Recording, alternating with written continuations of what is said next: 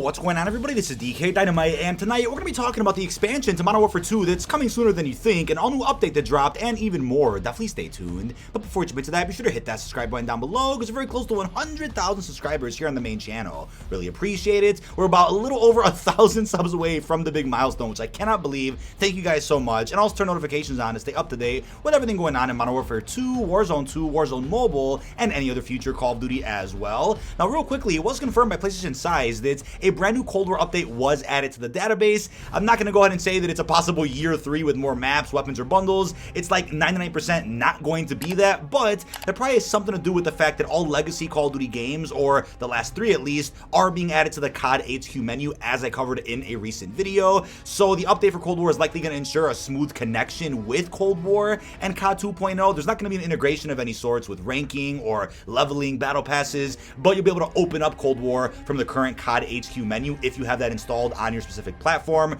Really cool to hear about this. But first, definitely foremost, it was confirmed that last night's PC update did address some of the crashes over for Modern Warfare 2, but not all of them, as many players are still experiencing issues. It's not clear when to expect the next update just yet, but Infinity Ward's Trello board had stated that this issue was resolved. Obviously it's not, and the Call of Duty Twitter then put out a follow-up statement talking more about this, where they said that we are aware of and working to resolve a specific PC GPU crash that is impacting some Modern Warfare 2 and Warzone 2 players with NVIDIA graphics cards. There are teams at Binox and Infinity Ward working closely with NVIDIA to identify and fix the issue. So thank God we got a follow-up statement about this. Now, I do want to say that a majority of, if not most of the issues, should end up getting resolved before devs go on vacation for holiday break, which is going to be sometime shortly after December 14th when the Season 1 Reloaded update does happen. That's obviously going to be a night and day difference from what happened last year, where devs went on vacation right as things started to break with the release of Warzone Pacific, Season 1 of Vanguard. That wasn't pretty, because then they got back from holiday break and a majority of the player base had either moved on or just weren't feeling good about the game anymore, and by the time things were fixed, it was just a bit too late. Now, the CDL Moshpit is now live over in Modern Warfare 2 multiplayer, bringing forth competitive 4v4 hardpoint control and search and destroy,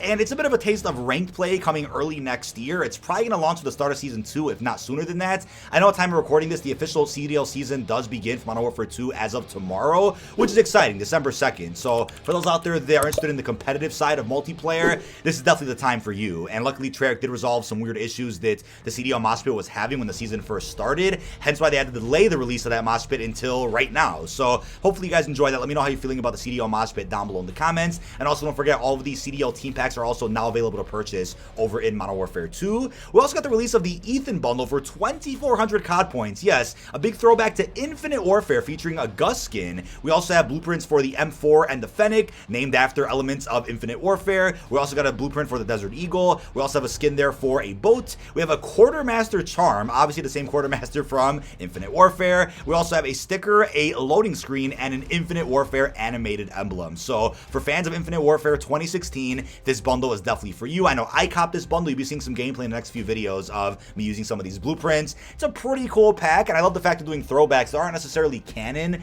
to the timeline. It's just a skin for Gus that's there for fun, but I know there have been rumors that Infinite Warfare does take place in the future of the current Modern Warfare reboot timeline. Maybe we'll hear more about that at some point with future intel. But now when it comes to the meat and potatoes of this video, Warzone Mobile is now live over in Australia, and it's on both iOS and Android, which is crazy considering that a couple of weeks ago when pre-registration went live for Warzone Mobile, it was estimated that the game wouldn't be coming out until May 2023. But like I said before when we talked about that, I just don't think that is at all an accurate release date, considering the whole point of Warzone Mobile isn't just to bring Verdansk, Rebirth, and a small multiplayer to mobile devices, but it's also meant to be heavily integrated with COD 2.0 for battle pass progression, leveling, weapon unlocks. So it just wouldn't make sense to drop that at what, Season 3 or 4 of Modern Warfare 2's life cycle. It's coming out much sooner than that. But the main menu for Warzone Mobile is identical to Modern Warfare 2, which seems like the UI menu actually works even better for a touchscreen, as Charlie Intel even pointed out.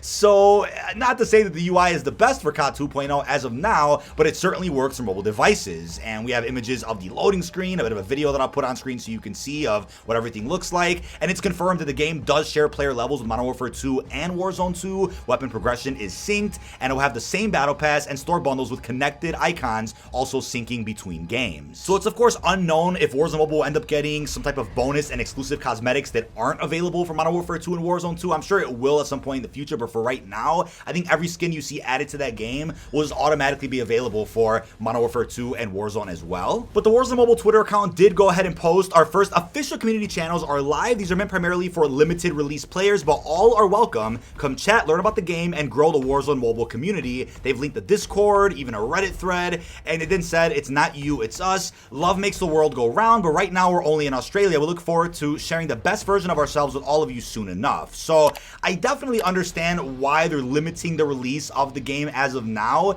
It's definitely in a much better state than what it was over at COD Next. I mean, at COD Next, the game looked smooth, but didn't look the prettiest. Now it looks amazing. It definitely looks stunning, and I'll leave gameplay credit for what you're seeing in this video down in this video's description. I'm going to try to see if VPN works so that I can access the game that is currently available in Australia, but that might not work either, or the ping will be pretty ridiculous or unplayable. So hopefully we end up getting a release just in other countries over the next couple of weeks, and then hopefully we get the full global launch in maybe early February. I mean, if I had to guess, I would say the Season 2 roadmap might mention Warzone Mobile, and we'll get the full release of that game right when the season starts, so that we have a bunch of crazy cross progression going on very early in 2023. Now, here's some interesting details about the compatibility with Warzone Mobile. You have to have an iPhone 8 or better, and then for Android, it has to be an Adreno 618 or better, and your memory has to have at least 3 GB of RAM or better in order to run Warzone Mobile smoothly. It was already confirmed that Warzone Mobile is built for mobile devices, and there will not be an emulator whatsoever for the game itself, like we have officially with COD Mobile through Game Loop. And that's not to say that somebody out there can't maybe figure out how to get an emulator to work,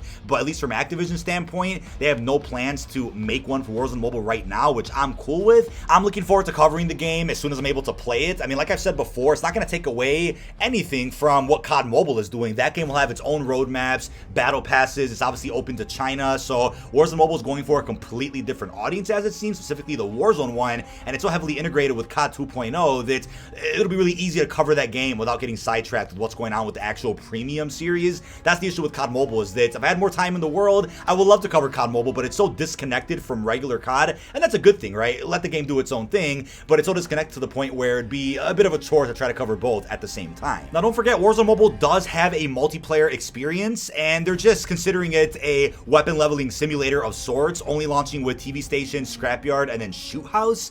I do think more maps will be added to that rotation in the future, but hey, if you guys don't have enough time to do some camo progression while at your console or your PC, go ahead and do some camo grinding or weapon leveling while you're on the train, or while you're in an Uber, while you're on the toilet, whatever the case is. It's a great opportunity to really make sure that you stay up to date with everything going on with your leveling, no matter what it's for, whether it's your regular level, whether it's your weapons, whether it's your camo. Really exciting to see this huge integration that Call of Duty's never seen before. Now, last and definitely not least, as you guys saw a couple of days ago, Warzone Caldera is now live. Yes, Warzone 1 has now been renamed to Warzone Caldera, and you can only open up the game through MW 2019. I know that sounds a bit confusing because originally you'd see Warzone in your Battle.net launcher or Steam, and even though that was still MW19's application, they've now renamed the app to just MW19, which is kind of weird because if you don't own MW19, you can't open it, but I think that's a bug. I think they'll definitely make sure that you're able to open up Warzone Caldera for free as soon as possible, unless they've somehow made it to where now you can only play Warzone 1 if you own MW19.